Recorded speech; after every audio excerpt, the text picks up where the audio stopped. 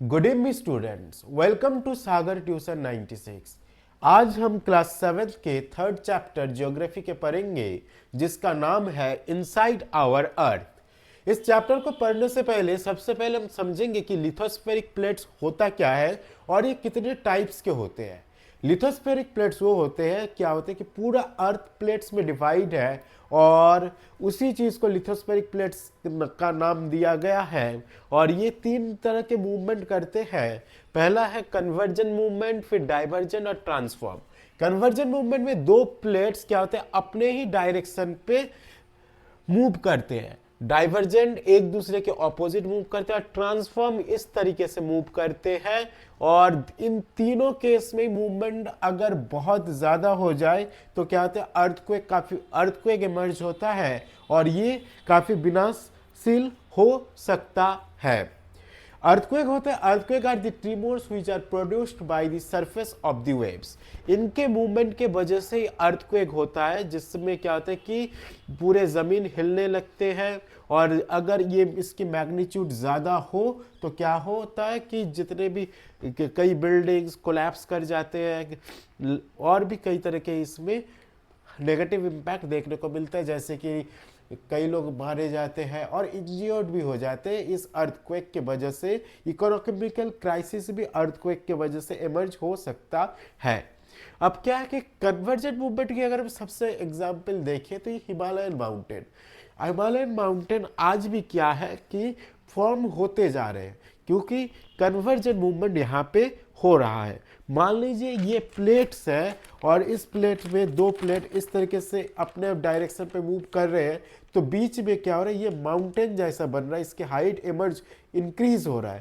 इसीलिए Himalayan mountain को young fold mountain भी कहा गया है, क्योंकि अभी भी हिमालयन माउंटेन फॉर्म होते जा रहे हैं, जिसके वजह से कई बार अर्थक्वेक देखने को मिलता है इन हिमालयन रीजियन के आसपास।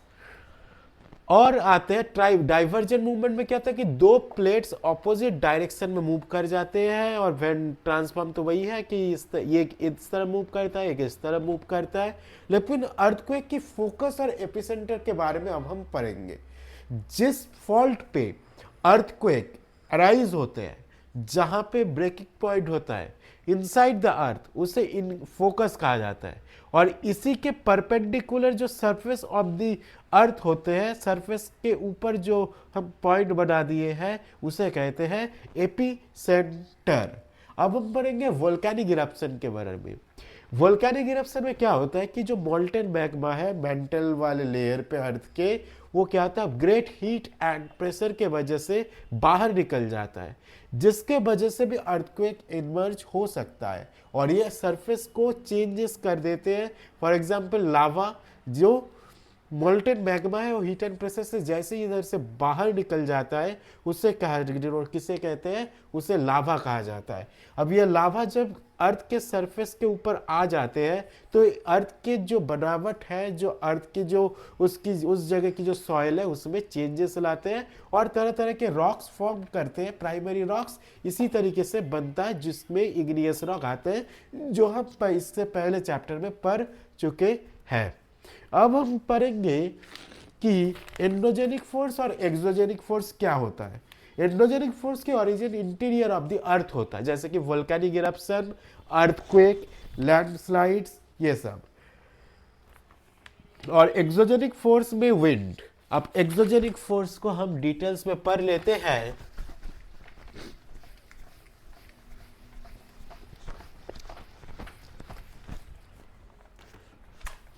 एक्सोजेनिक फोर्स से पता लग रहा है कि ये बाहर के फोर्स है।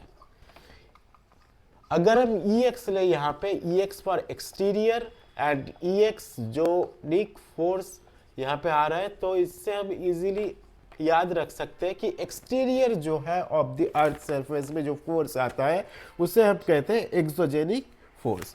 इसमें जाते इरोजनल और डिपोजिशनल वाला चीज आता है। Erosional and depositional. इरोजनल और डिपोजिशन में क्या होता है कि जैसे कि मान लीजिए एक पहाड़ है, इस पहाड़ में कुछ रॉक्स हैं, जिसमें विंड और रेन, इन दोनों के वजह से क्या हुआ कि ये रॉक्स यहाँ से फिसल के इस तरफ गिर गए, और इधर में भी जो रॉक्स है इसको धकेल दिया। तो ये इससे क्या होता है, थोड़ा इरोजन और डिपोजिशन जैसे केस इमर्ज हो जाते हैं। सी वेव्स, ग्लेशियर्स, विंड, ये तीनों चीज इसमें पार्ट लेते हैं इरोजन और डिपोजिशन के लिए। आज के लिए अब हम एक एग्जाम्पल पढ़ेंगे जो भुज सिटी में आया था, जो अर्थक्वेक, वो था 6.9 और रिक्टर स्केल में इसकी मैग्नीट्यूड, और ये आया था 26 जनवरी 2001 को, जिसमें काफ़ी हानि हुआ था, इकोनॉमिकल क्राइसिस इमर्ज हो गया था उस जगह में, और गवर्नमेंट में इसे इमरजेंसी डिक्लेयर कर दिया उस जगह को।